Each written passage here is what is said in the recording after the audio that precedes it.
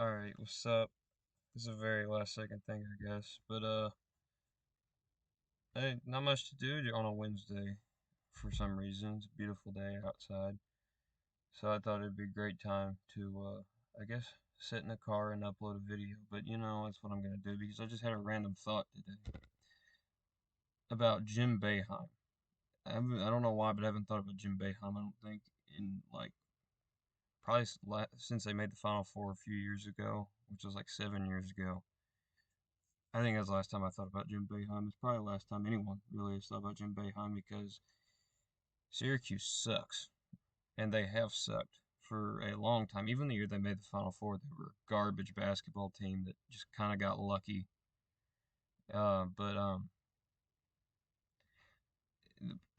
and Jim Boeheim though just recently announced. I guess this is why I was thinking about him because of it kind of got like that was a weird look the lady just gave me. Dang, what was that about?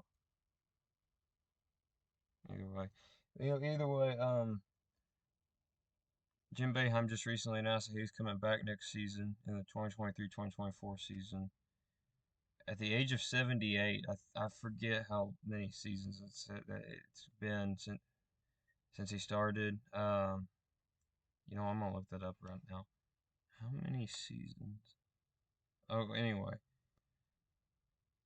but I don't understand how these people keep letting him come back. It's not like he's done anything really crazy because he's made, I think, what, three title games in like 50 years.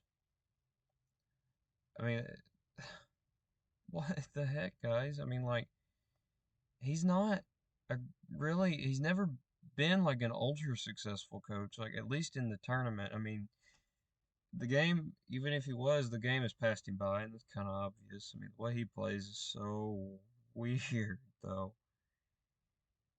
Jim Boeheim won Coach of the Year in 2010. How does Jim Boeheim win Coach of the Year in 2010? What? Now I'm actually interested in how he won Coach of the Year in 2010 because that was like John Calipari or Mike Krzyzewski didn't even win it that year. Okay, they went 30 and 5 and 15 and 3 in 2010. See, I guess it leads me to my next point is like Jim Boeheim has been just overrated for decades, it seems. I mean, how does Jim Boeheim win Coach of the Year that year? That's insane. That's actually ridiculous to be honest with you. But that's I guess a current common trend because people like to give him a little too much credit for a lot of things. I like to give him credit for the Big East success. I don't really see how that was him. I mean, Georgetown and St. John's had more to do with that in the 80s than he did. They made a title game one time in the 87 and got beat by Indiana. And Georgetown, I think, won one, I think they just won the one. Yeah, but they played in the title game three times in the 80s. And even, they, Villanova had more titles than them in the 80s. I mean, it was just one, but that's crazy to think about. And they actually played in the same amount of title games. Villanova is a way more successful program than Syracuse, and people like to talk about Syracuse being this like crazy successful program. I mean, yeah, the Jay Wright years were a glory year. I get were glory years for Villanova, but that Syracuse has not seen in decades. But I don't know. It's just odd to me because, and then you look at the '90s and what they do in the '90s. They made a title game in 1996, and they got beat by Kentucky, by a really good Kentucky team. Yeah, but Syracuse was kind of an underdog that year. I know because I think they ended up with like 10 or 11 losses that year at the after the title game, and then 2003 they won one. Sure, good job Syracuse, you finally won a title. And everyone tries to act like he is the pioneer of one and done, even though Jim Boeheim definitely is not a pioneer of one and done. Well, name one more one and done that he's had since Carmelo Anthony, because I can't. I mean, I can barely name an NBA talent. Maybe Michael Carter Williams, but Michael Carter Williams fell out of the league quick. He won Rookie of the Year, and that was it. And then after that, what? I mean, he ain't got. I don't think he's got hardly anybody. I mean, the year after they made a Final Four in 2013, I remember. And the year after that, they were like really good at the beginning of the year, but overrated. And then they got beat a bunch of times, and then I think lost in like the first or second round. And then that was the last good season that they've had too, when you think about it. Jim Boeheim and Syracuse have not had a good year since then.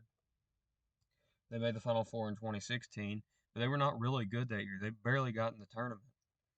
They just got lucky, got hot at the right time, whatever you want to say.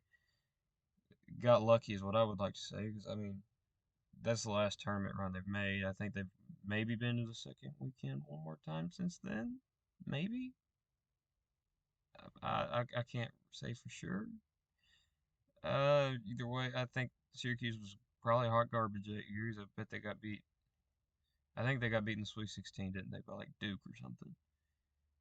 With like Buddy Boeheim or someone like that. Buddy Boeheim, the most overrated college basketball player in a long time too.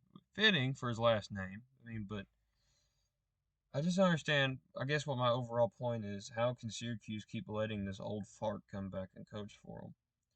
Because they're not very good right now, and they haven't been very good in a long time. And his whole legacy, yeah, he's got 1,000 wins or whatever. I think he's tarnishing his own legacy, especially by the way more he talks. I mean, like, come on, Jim Boeheim needs to shut up every now and then. The more he talks, the less I like him, and the less everyone else likes him.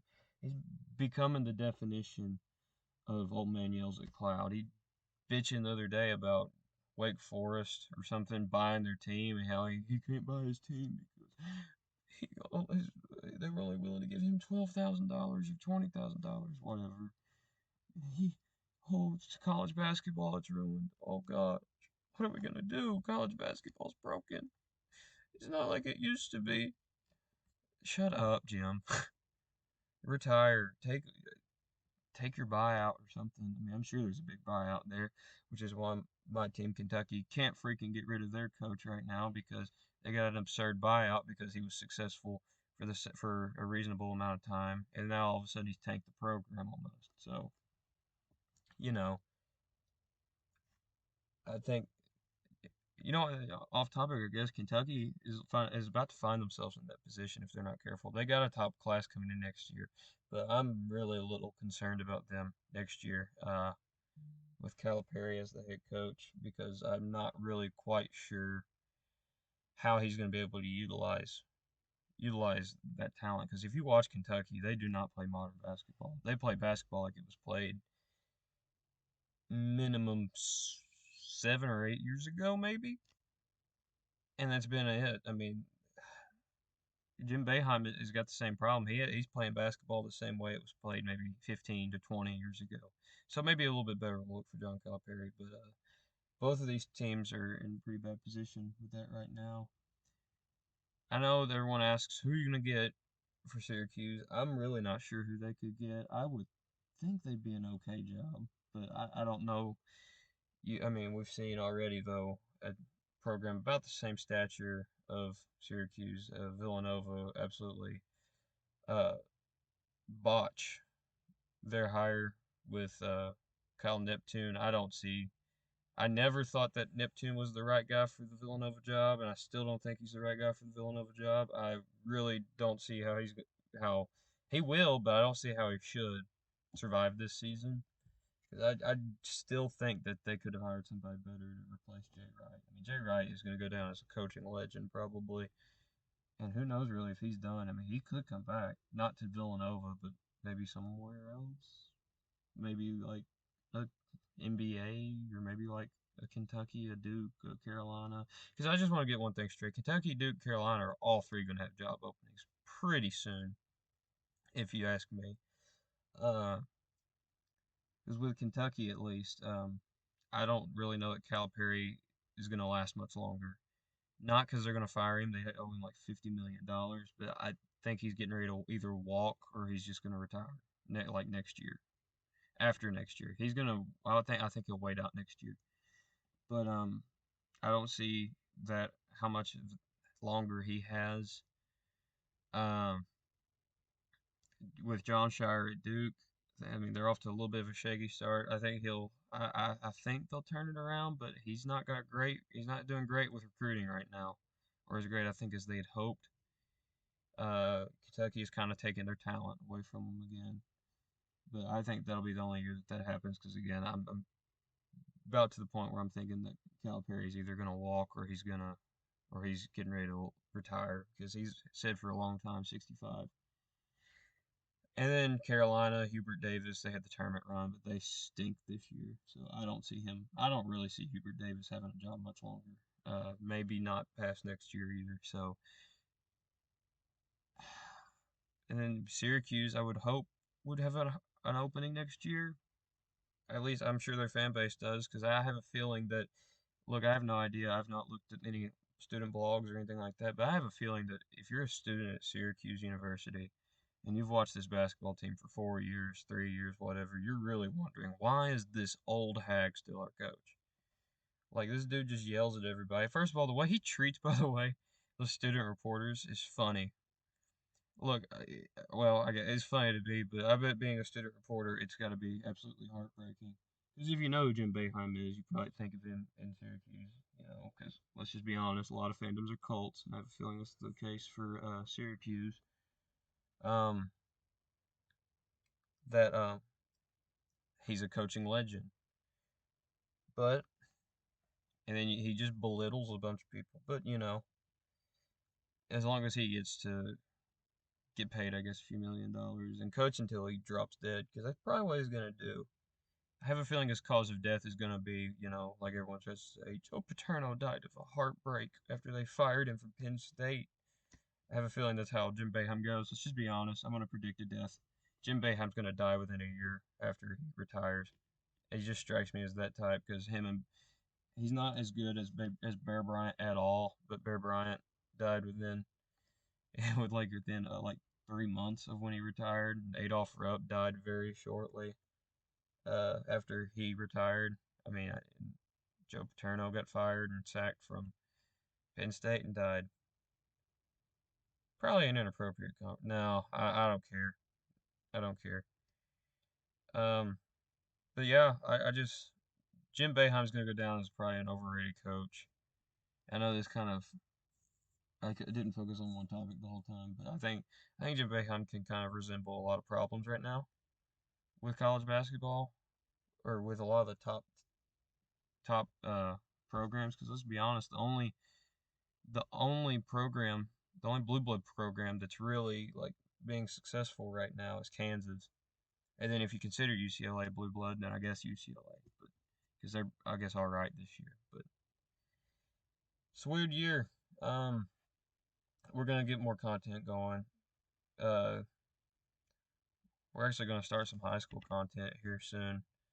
We live in Kentucky, so what we're gonna try to do, I think, is we're gonna try to. I mean, we're limited, I guess, but we're gonna try to cover a little bit of the Kentucky high school tournament because I mean there's some talent in the state of Kentucky that I think is really going to show out. I think, and it's probably going to be a lot of D1 talent. I mean Reed Shepard, obviously, McDonald's All American. Travis Perry is a junior this year, I believe, and he's very well. He's very much rising up recruiting boards and all that. So a lot to cover there, and I think we're gonna do that. I think it'll be fun. At least I hope someone sticks around for this. Um, you should also join the Ass Cult, obviously. Subscribe, follow us on Instagram, all that stuff. Because there's no better cult to be a part of than the Ass Cult. Be one with the ass. I guess that's it for today. Uh, have a good day, I guess. No, or not. I don't care. I'll be honest. If you don't want to have a good day, don't have a good day. But you should become a part of the Ass Cult. Join the cult. Be a member of the Ass Cult. Join the Ass Cult. Okay. I'm Leader Nolan, signing off. Join the Ass Cult.